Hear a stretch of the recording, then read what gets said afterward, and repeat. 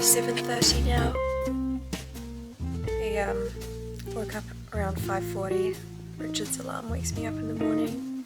And then I had a little chat to my mom on the phone, did a little bit of meditation, and now I'm gonna write out a little plan for my day, which I normally do in the morning. Yeah, we're moving stuff from our apartment at the moment, so it's kind of chaotic here. I need to organise a few things. My aunt is coming with me to do some driving practice. I'm going to be going over the bridge for the first time in a while, do some motorway driving, going to Newmarket, which is quite busy in the city. So yeah, be a good chance to practice. Because of different health issues, I've had a lot of long breaks from driving, and I always get a bit nervous to begin with, but I've just got to get back up on the horse and do it more often, and then it won't be such a big deal anymore. Often I like to write up in the morning a little daily plan. I'll just do like a mock version of what I might normally write. It doesn't have to be super specific, and they don't need to be massive goals, but it's just helps me sort of prioritize in my brain what I think is the most important, and right now that's taking care of my body and just making sure that I'm staying as healthy as possible. And then I have some other loosely achievable goals. Before, when I was at uni, I would literally like get up out of bed in my pajamas and, you know, maybe have like a tea or a coffee and sit down by my laptop and just start working straight away. And an hour or two would pass and I'd realise that I was busting to go to the loo and I hadn't eaten anything. So that's not sustainable, and it's like if you want to have the energy to do good work and to do stuff, like it seems so obvious and so basic, but you obviously have to take care of your basic needs, fuel your body, eat food. Taking my medication is important. Hydrating, some lemon water. Now I always write those down as my top priorities. And get dressed / shower, because that always makes me feel better. Even if I don't have a reason to get dressed, I just always have a better, more productive day. I don't know if you guys are like me, but I also just love ticking stuff off lists, so I'm gonna go ahead and tick meditation and call family. Okay, so we got our ingredients out on the bench. Got some dill, celery, lettuce, cucumber, mango. The council started doing these new little natural waste bins for compost, so that's really cool. I can finally compost all my juice waste.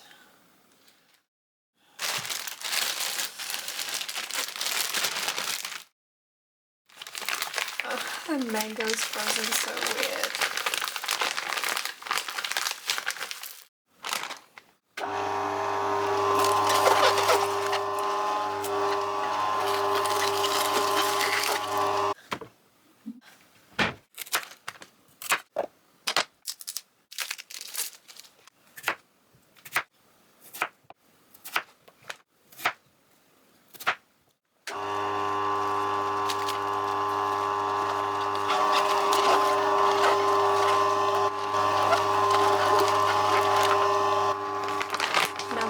Normally goes a bit mushy in the juicer, so I'll put the mango through first. If it turns to mush, I can push that through with a bit of celery and some lettuce after.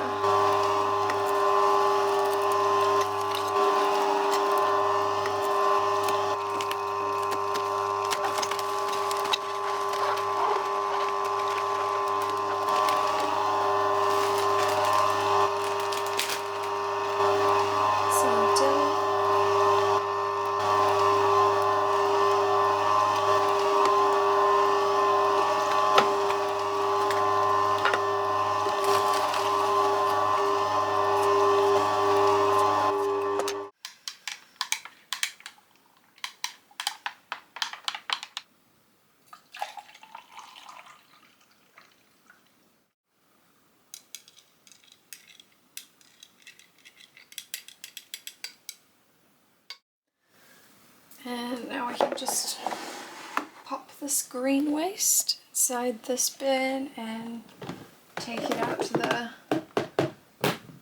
one that gets collected for the compost in Auckland, so it's good.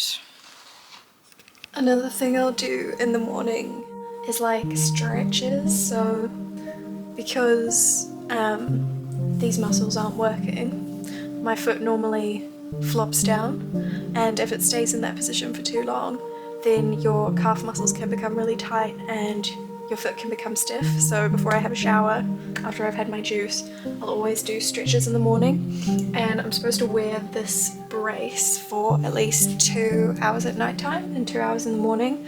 Some people sleep with them on. I find it quite annoying, so I think these stretches are good enough. I'll just wear it for a bit in the morning when I'm doing my meditation and stuff, and wear it in the evening, and that's normally fine. Also, I don't know if you guys can see in this light, but my kneecap is dislocated at the moment, so my patella is up here, and there's like a little gap down here where it's supposed to go. It's not a big dislocation, it's just a small one, but in the morning I'll sometimes also try to like fix any dislocations that happen during the night. With EDS you have more lax tissues, not enough collagen to hold the joints and the body together. If you don't have enough connective tissue to hold all the joints in place, nighttime is often a time where I'll turn in the night or something will happen and I'll get multiple dislocations. They're not too painful. Normally they don't do too much tissue damage. I'll just put them back in the morning, and normally it's not a big problem. The ones that are worse are like if they happen while you're moving and doing stuff quickly, that can be quite painful. Standard breakfast for me at the moment is oats with some wild blueberries and sometimes a little bit of cinnamon. But because I have overreactive mast cells, and it's happening right now, if I eat cinnamon sometimes my voice will go a bit raspy, or I'll have like a mild allergic reaction to it. So I don't always put it in, but sometimes I do because it's yummy and I like it, and you've just got to live your life sometimes. So yeah, going crazy. Porridge or oats can be quite heavy in the morning. I go to the bin-in place and get the oats. This is normally the way breakfast goes. I've had a couple of bites of porridge. My stomach is already super bloated. Looks like I'm pregnant or something. I'm just gonna loosen my pants because I'm feeling a bit nauseous. I'm gonna do my makeup and we'll see if I can be bothered eating any more porridge later. Okay, what can we tick off our list? Done. Juice, eat, shower. I don't think I'll be going to the gym today. So now I'm gonna organize my clothes, organize my medicine, and I could actually take some supplements this morning because I haven't had all my porridge, and I need to stay hydrated and get some nutrients. So here we have the supplements I would normally take in the morning. Spirulina, some wild blueberry powder, mix that in with coconut water. Then I also take like half a dropper of lemon balm, a few drops of B12. I've had licorice root lately, which is really nice.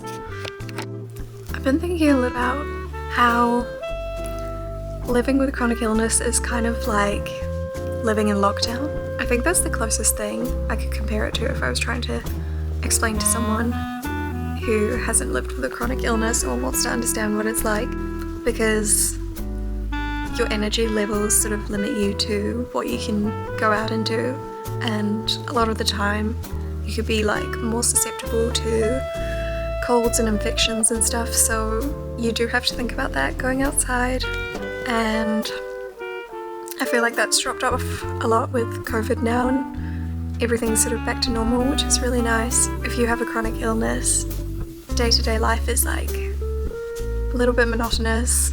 Quite a lot of the same stuff you have to do over and over again every day. Really interesting seeing how the world sort of changed during lockdown and so quickly adapted to a different way of life when everyone was put in that position. For some people, like going to university or attending lectures and things, they try to get you to come in person a lot of the time. And I think that's good and that's great, and I did always go to my classes in person mostly if I could. Lecturers and people sometimes won't make exceptions for if you're in the hospital or if you have a hard time getting into uni. That's a bit of a shame. And then as soon as lockdown happened, everyone was studying online and suddenly everyone could call in on Zoom, and it just goes to show like it was possible, it is possible to do, but I guess it's difficult because it's hard for them to run the course as well. And I had one more course left to study at uni, but you can't receive study link while you're on the disability benefit, which makes no sense to me because surely they would want you to complete a course or do whatever you can to become more employable, but apparently not. Scrapped that idea, and I've got some independent research now. I've got a dissertation that I've written, got A+ on that, so I should be able to apply for master's programs if I want to do that at some point. If I go overseas, they'll be able to convert the credits. Once I have a bit more energy, I'm wanting to look for a job, get some work experience, and then if I choose to do my master's or carry on with my education later, I want to do that in Europe. Yeah, that's my plan. Do a bit of travel, head to Europe for a while. Like, uni life does put a lot of stress on you, so it's been really nice just like not to have any deadlines. Currently, this is the situation I'm dealing with. So these are all the clothes that we brought over from our flat. We just kept them on the hangers, chucked them in the car. I'll start hanging them on a rack, and I'll talk to you once I've done that. So that's all of the clothes up on the rack there. Some of my old blazers and work shirts and things, and some of Richard's jumpers and jackets and stuff. So I think we're doing pretty well on the checklist. Done the clothes. Gonna organise medicine now. And then I think I might actually wash the windows today, so I can tick off cleaning as well.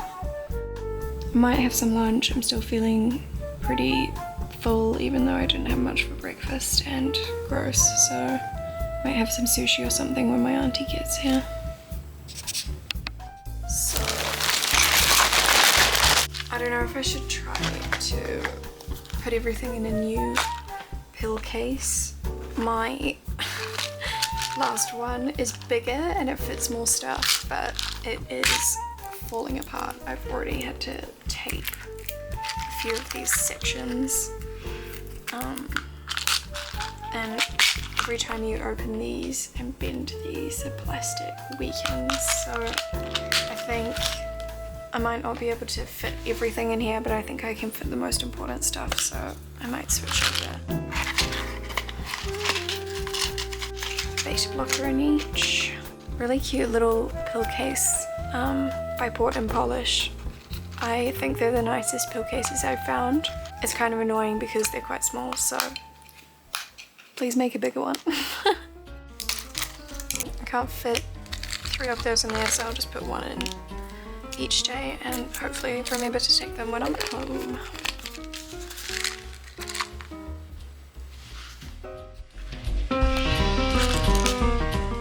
Been sorting medical cabinet.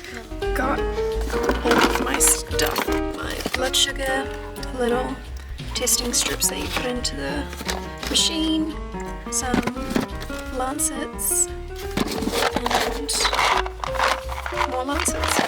And this stuff is good when I'm really low blood sugar. This is the drawer that needs organising.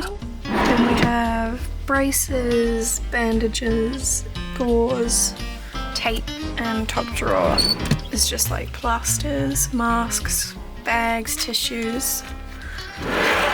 Hey, just coming on quickly to film an outro. My car battery died, and so now I'm gonna have to spend a little bit of money getting that replaced, but at least it's not anything wrong with the car. So I didn't actually go practice driving, but me and my aunt did visit my granddad and go to the mall, so it was a cute little end to the day. Thanks for watching, and I think I'll be doing more vlogs in the future. I like this type of style of filming things, not quite so formal.